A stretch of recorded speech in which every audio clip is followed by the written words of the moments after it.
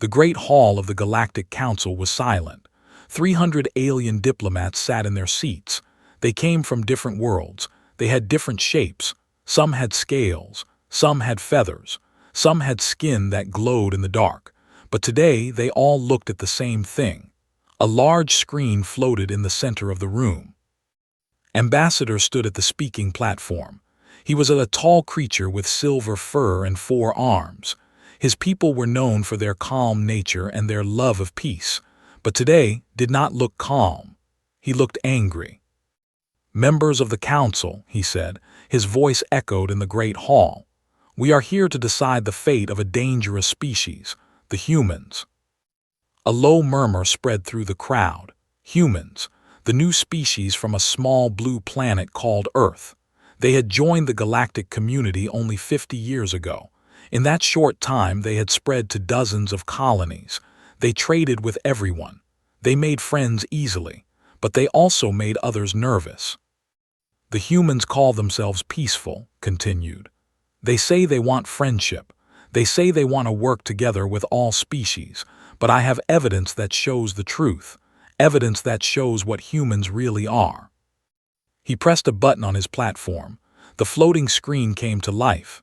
It showed a burning town. Buildings were on fire. Smoke filled the air. Bodies lay in the streets. The scene was horrible. "This is Colony 4, said. "A joint colony of humans and my people. 3 months ago, raiders attacked this colony. They are slavers. They steal people and sell them. They are criminals. Everyone knows this." The council members nodded. They were hated by all civilized species. They were insect-like creatures with hard shells and sharp claws. They felt no mercy. They cared only about profit. "During this raid," said, "they killed many innocent people, and humans alike. But that is not why I show you this footage. I show you this because of what one human did during the attack." He pressed another button. The image on the screen changed. Now it showed a town square. The fires burned all around. In the center of the square stood a human woman. She was not tall. She was not big. She looked like an ordinary human female. Her brown hair was messy and covered in ash. Her clothes were torn. Blood ran down her arm from a cut on her shoulder. But she was not running. She was not hiding. She was standing. In her left arm she held something small and silver. A cub.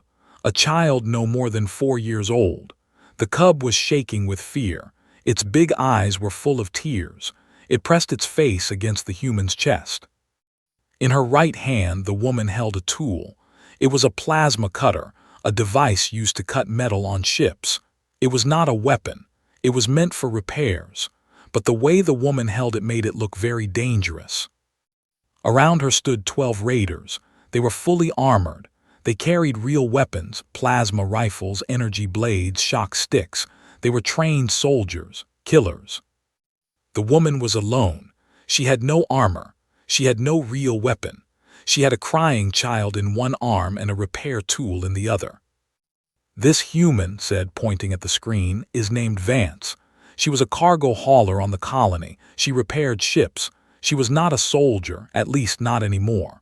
Records show she served in Earth's military many years ago, but she left that life behind. She wanted peace." He paused. His 4 hands gripped the platform. "What you are about to see is not peace. What you are about to see is violence. Pure, terrible violence. The kind of violence that should make every civilized species fear humanity." The council chamber was completely silent. Every eye, those who had eyes, was fixed on the screen. "Let the footage play." On the screen, the commander stepped forward. He was bigger than the others. His shell was darker. His voice came through the recording, harsh and cold. "Human," the commander said, "give us the cub, walk away. You will live. This does not need to be difficult." The woman did not move. She did not lower her plasma cutter. She did not hand over the child. Instead, she shifted her weight. She moved the cub further behind her body. She raised the plasma cutter higher. "The cub is worth money," the commander said. "Young sell well in the outer markets. You are worth nothing. You are just a human. Why die for something that is not even your species? The woman spoke. Her voice was quiet but clear. The recording picked up every word. Because she's a child, the woman said, and you're not taking her anywhere. The commander made a sound. It might have been a laugh. You are one human. We are 12 soldiers. You have a tool. We have weapons. You cannot win this fight. The woman did not argue. She did not try to reason with him. She just looked at the 12 raiders around her. Then she looked at the commander. You're right, she said. I probably can't win. She adjusted her grip on the plasma cutter. Its blade hummed with energy. But I can make sure you lose. The commander stopped laughing. For a moment, nobody moved. The fires crackled. The cub whimpered. The 12 raiders stood in a circle around one small human woman. Then the commander raised his hand to give the order to attack. Pause the footage. The image froze. The human woman stood there, caught in that moment. Her face showed no fear. Her eyes showed no doubt. She knew she was about to fight 12 armored soldiers with nothing but a repair tool and one arm. She knew she would probably die. And she did not care. This, said to the council, is what humanity truly is. Not the friendly traders they pretend to be, not the peaceful explorers they claim to be. They are killers. They are violent. They are dangerous beyond measure. He looked around the chamber. I asked the council to watch this footage carefully. Watch what this human does. Then tell me, should we welcome these creatures as friends, or should we recognize them for what they are? A threat to every civilized species in the galaxy. He pressed play. The footage continued. And 300 aliens watched a human woman go to war. The footage rewound. Wanted the council to see everything from the beginning. He wanted them to understand the full picture. He wanted them to be afraid. The screen showed the colony before the attack. 4 was a beautiful place. Green fields stretched toward mountains. Small houses lined quiet streets, and humans walked together in the market. Children played in the parks. It was a peaceful morning. Vance was working in a field near the edge of town. She was fixing an irrigation drone, a small flying machine that watered the crops. Her tools were spread on the ground beside her. She wore simple work clothes. Her hands were covered in grease. She looked tired but content. The recording had no sound from this distance, but the council could see her talking to a farmer nearby. They seemed friendly. She laughed at something he said, just an ordinary day. Then the sky turned dark. Ships appeared from nowhere. They dropped through the clouds like black stones, raider ships. Their hulls were covered in spikes and weapons. They made no attempt to hide. They wanted everyone to see them coming. Stopped working, she looked up at the sky. Her face changed. The friendly smile disappeared. Something else took its place, something cold and focused. She had seen ships like these before. She knew what was coming. The ships opened fire. Plasma bolts rained down on the colony. Buildings exploded. People screamed. The peaceful morning turned into chaos in seconds. Grabbed her plasma cutter from her tool belt. It was the only thing she had that could serve as a weapon. Then she ran toward the town. She did not run away from the danger. She ran toward it. The council watched her move through the burning streets. She was fast. She was careful. She checked corners before turning them. She moved from cover to cover. This was not how a simple cargo hauler moved. This was how a soldier moved. Pause the footage again. Notice how she moves, he said. This is not the behavior of a peaceful civilian. This is trained combat movement. Humans teach all their soldiers to fight like this. They never truly stop being soldiers. He let the footage continue. Reached the market square. The place was destroyed. Stalls were on fire. Bodies lay everywhere, and humans alike. The raiders were moving through the area. They were grabbing people, mostly young ones, children. They pushed them toward their ships, slaves for the outer rim markets. Hid behind a fallen wall, she watched the raiders. Her jaw was tight. Her eyes were hard. She counted them, studied their weapons, looked for weak points. Then she heard a sound, a small sound, a child crying. She turned her head. Under a collapsed market stall she saw movement, silver fur, small hands, big frightened eyes. A cub. The child was hiding in the wreckage. Near the cub lay a woman, the mother. She was not moving. She would never move again. Looked at the child. She looked at the raiders. They had not seen the cub yet. If she stayed hidden, she could survive. She could wait until the raiders left. She could escape.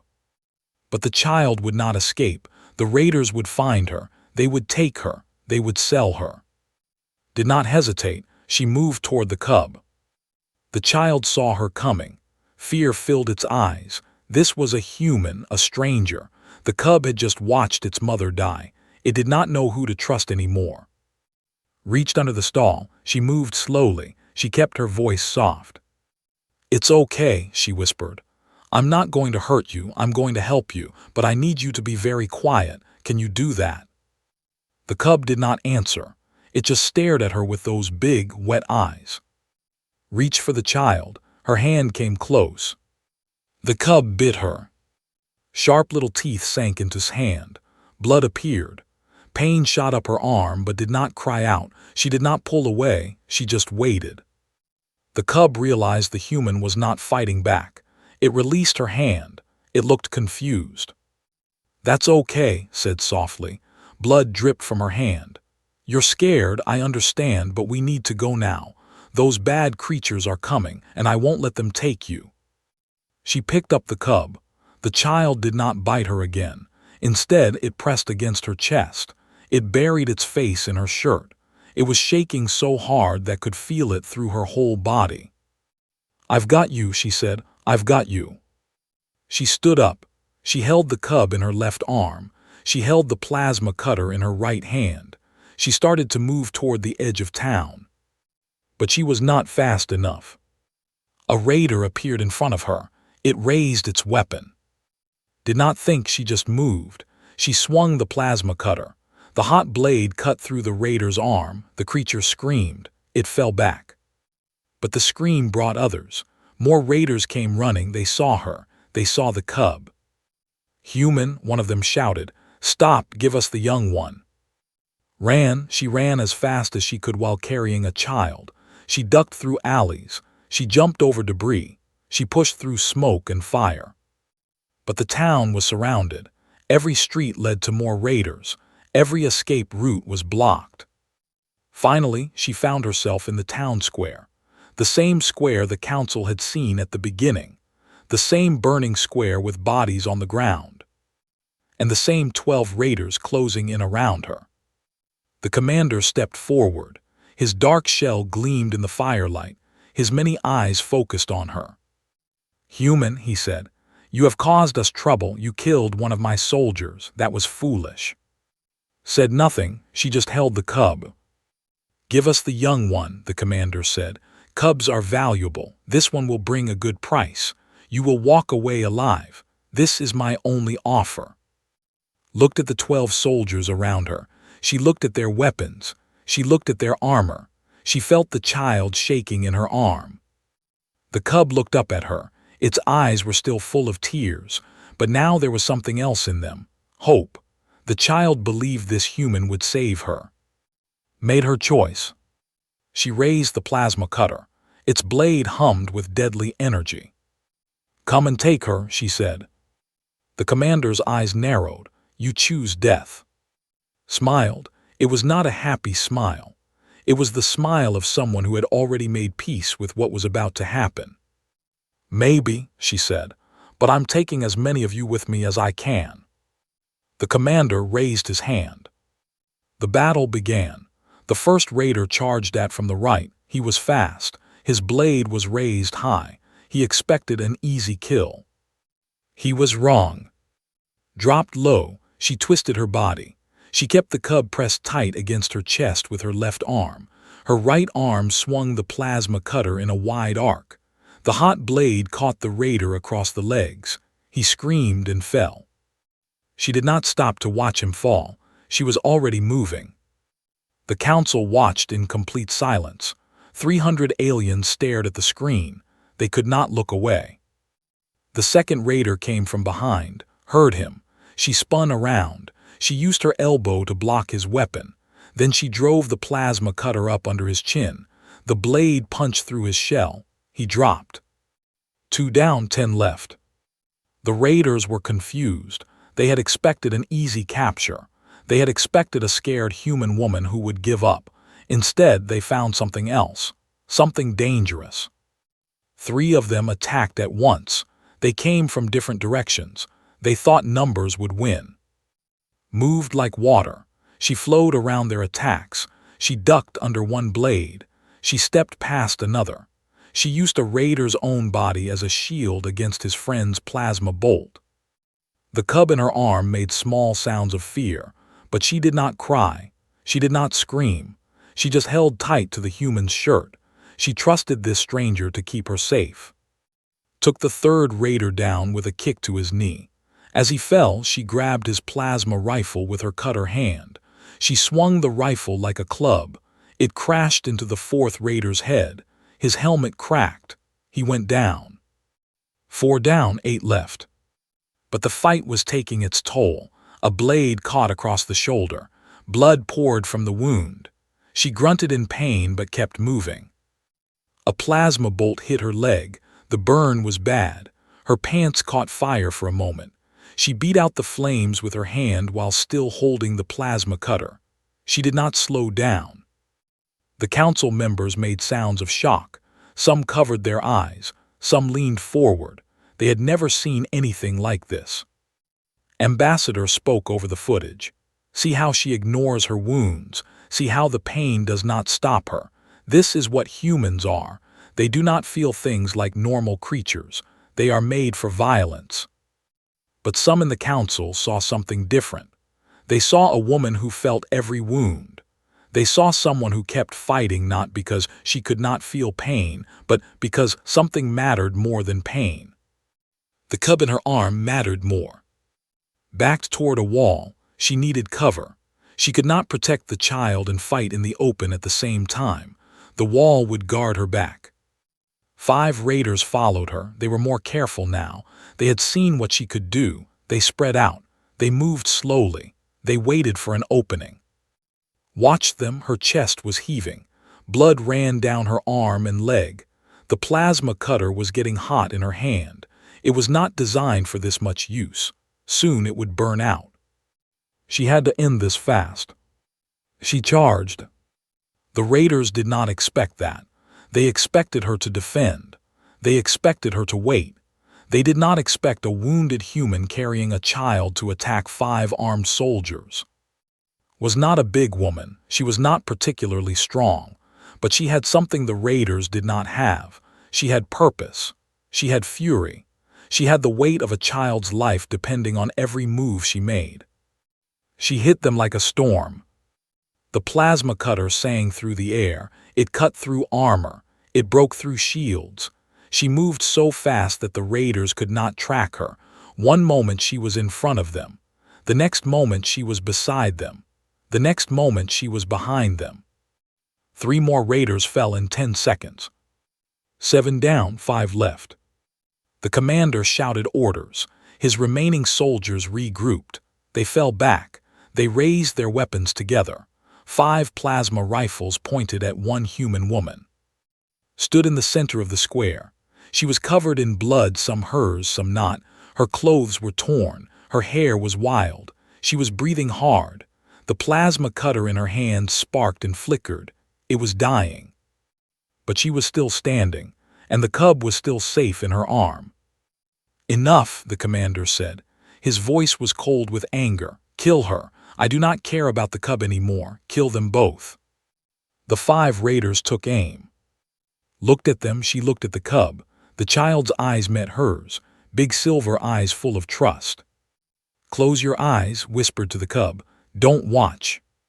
The cub closed her eyes. She pressed her face against the chest.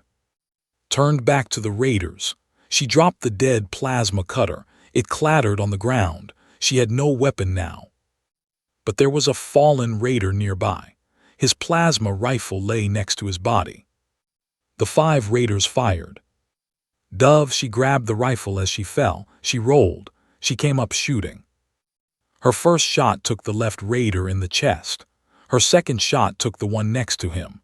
The other 3 shots went wild, but so did the raiders' shots. They hit the ground where had been standing. They hit the wall behind her. They hit nothing important. 9 down, 3 left. Kept moving, she kept shooting. The rifle kicked in her hand. Her wounded shoulder screamed with pain, but she did not stop. Another raider fell, then another.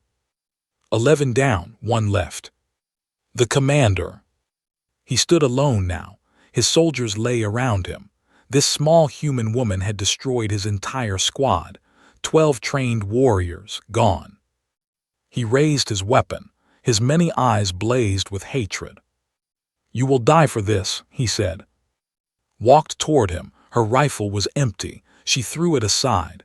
She picked up an energy blade from a fallen raider. The blade hummed in her hand. "Maybe," she said, "but not before you." He fired. She moved. The blade flashed. The commander fell.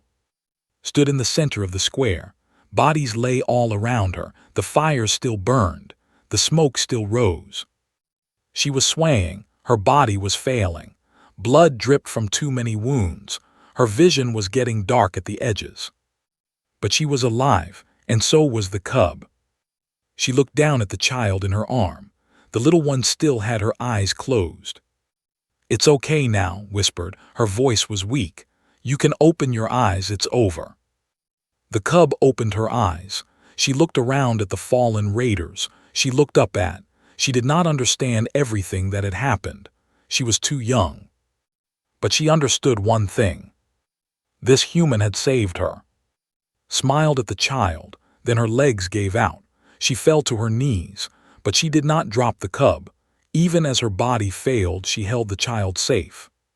She knelt there in the burning square, surrounded by enemies she had killed, holding a child that was not her own species. And she did not let go. The footage ended. The screen went dark. For a long moment, the council chamber was silent. 300 aliens sat frozen in their seats. They had just watched something they could not explain, something that did not fit their understanding of the galaxy. Then the noise began. Diplomats shouted over each other. Some demanded action against humanity. Some called for more information. Some simply sat in shocked silence, unable to find words for what they had seen. Ambassador raised his 4 hands for quiet. Slowly, the chamber settled. "You have seen the truth," he said. His voice was filled with righteous anger. "You have seen what humans really are. That woman killed 12 soldiers, 12 trained warriors. She did it with a repair tool and a stolen rifle. She did it while carrying a child." He pointed at the dark screen. "This is not the behavior of a civilized species. This is the behavior of predators, of killers. Humanity pretends to be peaceful, but their nature is violence. We cannot allow such creatures to spread through our galaxy." Many council members nodded. The footage had scared them. They had never seen such raw violence, such brutal efficiency. The human woman had moved like a nightmare given form. The human ambassador sat quietly in her seat. She was an older woman named Director Sarah. Her face showed no emotion. She simply waited. "Director," said, turning to her, "do you deny what we have seen? Do you claim this footage is false?" Sarah stood slowly. She was calm, her voice was steady. "The footage is real," she said. "Sergeant Major Vance did exactly what you saw. She killed 12 raiders. She protected a child. She did it while wounded and outnumbered." Murmurs spread through the chamber. "Then you admit humanity is dangerous," said. "You admit your species is violent."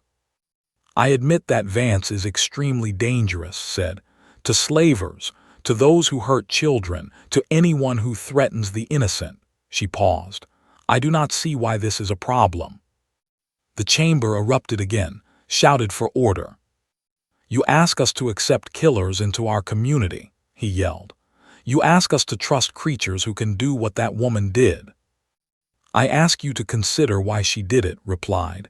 She did not kill those raiders for pleasure. She did not kill them for profit. She killed them because they were going to take a child that was not even human, a child. She looked around the chamber. Vance had nothing to gain by fighting. She could have hidden. She could have escaped. But she chose to risk her life for a child of another species. Ask yourselves how many of your people would do the same. The question hung in the air. No one answered. Then a new voice spoke. I would like to address the council. Everyone turned. An elderly stood at the back of the chamber. His silver fur was white with age. His movements were slow, but his eyes were sharp and clear. I am Elder Az, he said. I was not scheduled to speak today, but I must speak now, because there are things about this story that you do not know. Frowned, Elder, this is not proper procedure. You must request.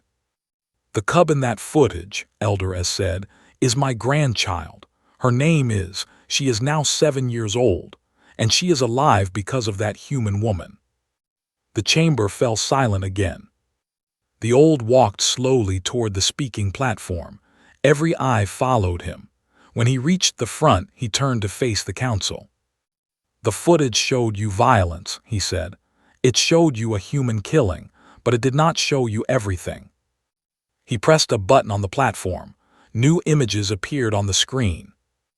After the battle you saw, Vance carried my grandchild 6 kilometers through hostile territory. The still controlled much of the colony. There were patrols everywhere. She avoided them all. She carried through smoke and fire and death. She did not stop. She did not rest. The images showed a burned landscape, destroyed buildings, ships in the distance. When rescue forces finally arrived, the elder continued, Vance had lost a dangerous amount of blood. Her wounds were severe. The doctors said she should have collapsed hours before, but she did not collapse, not until she had placed safely in a medic's arms. New images, a medical tent, lying on a table covered in blood, doctors working frantically to save her. The doctors tried to treat her wounds, but she refused to let them. Do you know what she said? He looked around the chamber. She said, treat the child first. Make sure she is not hurt. I can wait. Silence. My grandchild had a small cut on her arm, the elder said. Just a small cut from the debris. Vance had plasma burns, blade wounds, and had lost half her blood, but she refused treatment until a doctor looked at small cut.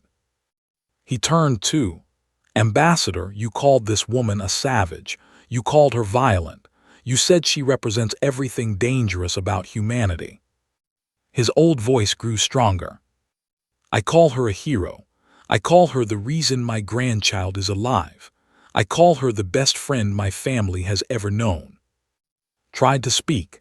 Elder, I understand your gratitude, but we must consider the safety of. Safety, the elder said. Let me tell you about safety. He pressed another button. A new image appeared. It showed sitting in a hospital bed. Her wounds were bandaged. She looked tired and weak, but she was smiling. On her lap sat Little. The cub was holding his hand. She was also smiling. When woke up in the hospital, the elder said, she did not ask about herself. She did not ask about payment or reward. She asked one question. He paused. She asked, does the child have any family left? He looked around the chamber. His eyes were wet. That is the human you want to call dangerous. That is the creature you want to label a threat. A woman who nearly died for a child she had never met. A woman whose first thought after almost dying was whether that child had someone to take care of her. He turned to face the full council. You ask if humanity is dangerous. Yes, they are. They are dangerous to those who hurt children. They are dangerous to slavers and killers and anyone who threatens the innocent. They are dangerous in all the ways that this galaxy needs. His voice rose. Ambassador calls them savage. I call them protectors. And I ask you, What do you call a galaxy that would let slavers take our children while civilized species watch and do nothing? No one answered. Humanity does something, the elder said. Humanity fights, humanity protects, and I would rather stand beside their savagery than your civilization. He stepped back from the platform. The chamber was completely silent. And somewhere in the back, Director Sarah allowed herself a small smile. The council chamber remained quiet after Elder has finished speaking. The old had returned to his seat, but his words still hung in the air like smoke after a fire. Ambassador stood at the platform. His 4 hands gripped the edges tightly. He had come to this session expecting victory. He had come with evidence that would turn the galaxy against humanity. Instead, an old grandfather had changed everything, but was not ready to give up. Elder as speaks from emotion, he said. We cannot make decisions about galactic security based on one man's gratitude. Yes, this human saved his grandchild. That does not change what she is. That does not change what all humans are. He looked around the chamber. We must vote. We must decide if humanity should be classified as a Class 7 threat. We must protect our people from these dangerous creatures. Director stood again. May I speak before the vote? The council chairman, a massive with blue scales, nodded slowly. You may speak, Director. Walked to the center of the chamber. She was not tall, she was not impressive to look at, but when she spoke, everyone listened. Ambassador showed you footage of violence, she said. He showed you a human killing 12 enemies. He wanted you to fear us. He wanted you to see monsters. She paused. But I wonder, what did you actually see? She looked around at the 300 diplomats. I will tell you what I saw. I saw a woman who could have run, who could have hidden, who could have saved herself and let a child die. But she did not run. She did not hide. She fought. Walked slowly across the floor. You have all read reports about the slave trade. You know what happens to the children they capture. You know the suffering, the pain, the death.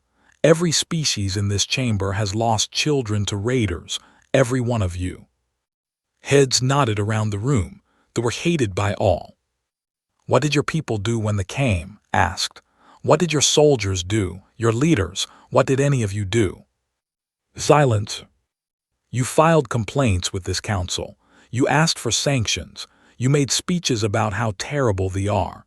And while you talked, more children disappeared. More families were destroyed. More suffering continued. Her voice grew harder.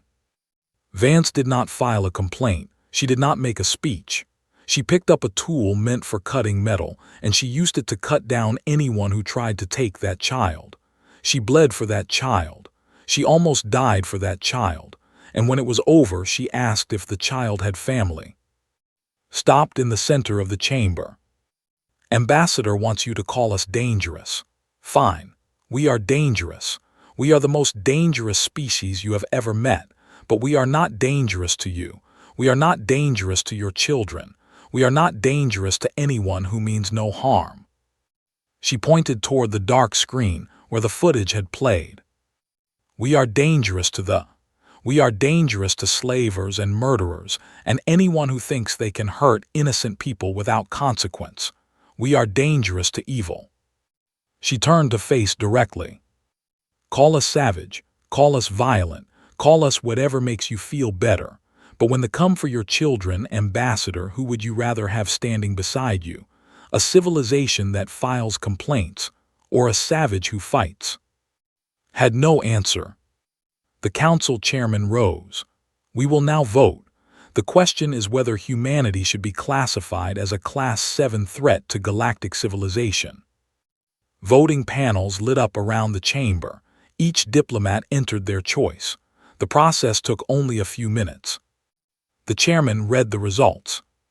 The motion fails, he announced. By a vote of 263 to 37, humanity will not be classified as a threat. Slumped in his seat, his motion had not just failed, it had been destroyed. But the session was not over. Elder as stood again. I have another motion to present." The chairman nodded for him to continue. "On behalf of the hegemony," the elder said, "I formally request a mutual defense treaty with the human species. We wish to stand with them. We wish to have them stand with us." The chamber buzzed with surprise. This was unexpected. Director's face showed nothing, but her eyes sparkled. "Is there support for this motion?" the chairman asked. Hands and tentacles and other limbs rose around the chamber, first a few, then more, then many more. "The motion is supported," the chairman said. "We will discuss terms after this session." But something else was happening. Other diplomats were rising. Other voices were speaking. "The collective also wishes to discuss a treaty with humanity. The Trading Federation requests the same. The systems would like to open formal defense negotiations." One by one, species that had been afraid of humanity stepped forward. They had watched the same footage as, they had seen the same violence, but they had understood something different. They had seen protectors. By the time the session ended, 17 species had requested defense treaties with Earth. More would follow in the days to come. Outside the council chamber, journalists waited. They surrounded Director as she left. "Director, what is your response to today's events?" "Director, how do you explain the council's decision?" Stopped, she faced the crowd of alien reporters. Cameras and recording devices pointed at her from every direction. "I have a simple message," she said. "Humanity does not abandon children, not our children, not anyone's children. The galaxy should remember that." She walked away. The reporters shouted more questions. She did not answer them. Across the galaxy on Colony 4, Vance knew nothing about the council session. She did not know about the vote or the treaties or the speeches. She was too busy. She was fixing irrigation drones. The colony had been rebuilt in the months since the attack. New buildings stood where burned ones had fallen. New families had moved in. Life continued. Worked alone in a field at the edge of town. Her wounds had healed. Her body still ached sometimes, but she did not complain. She had work to do. She looked up. A small figure was running toward her across the field. Silver fur shone in the sunlight. Big eyes sparkled with joy. The young reached and jumped into her arms, caught her easily. She held the child close. "You came to visit," said happily. "I told you I would," said. "I always keep my promises." Elder as walked up behind his grandchild. He was smiling. "We watched the council session this morning. You are famous now. The whole galaxy knows your name." Shrugged. "I'm just a cargo hauler who fixes things." "You are much more than that," the elder said. "My family owes you everything. We have discussed it. We want you to come live with us. You would have a home, a family." Looked at. The child was looking up at her with those big silver eyes. The same eyes that had looked at her with trust in that burning square. "I appreciate the offer," said, "but I have work here. People depend on me." His face fell. "However," continued, "I could visit on weekends if that's okay." His face lit up again. She threw her arms around his neck. She said happily, "It was a term of great honor. It meant someone who had fought for you, someone who had protected you when no one else would." Held the child close. She smiled. It was the first real smile she had allowed herself in a long time. She repeated softly, "I like that." She sat down. The child grabbed her hand. "Come see the new park," said, pulling her toward town. "They built swings, human swings." Let herself be pulled along. The elder walked beside them. Around them, 4 continued its daily life. Humans and worked together. Children played together. The scars of the raid were healing. In the council chambers far away, diplomats argued about treaties and alliances. In the markets of the galaxy, people talked about the human woman who had fought 12 soldiers while holding a child. In dark places, slavers and criminals heard the stories too. They heard about the humans who would not let children be taken. They heard about the price of threatening the innocent. They learned to be afraid. And on a small, rebuilt colony on the edge of civilized space, Vance pushed a little silver-furred girl on a swing while her grandfather watched and smiled. Some people save the galaxy with speeches and treaties. Some people save it one child at a time. Had never wanted to be a hero, she just wanted to fix things. But sometimes, fixing things means breaking those who would do harm. And humans were very, very good at breaking things. The galaxy was beginning to understand that.